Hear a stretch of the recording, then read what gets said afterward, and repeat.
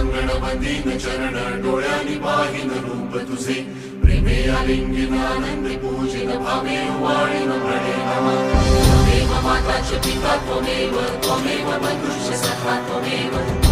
विद्या च ब्रह्ममेव त्वमेव सर्वं मम देवदेव कायेन वाचा मनसेन्द्रियेण वा बुद्ध्यात्मना वा प्रकृतिस्वभावात् करोमि यत् सकलं परस्मै नारायणायति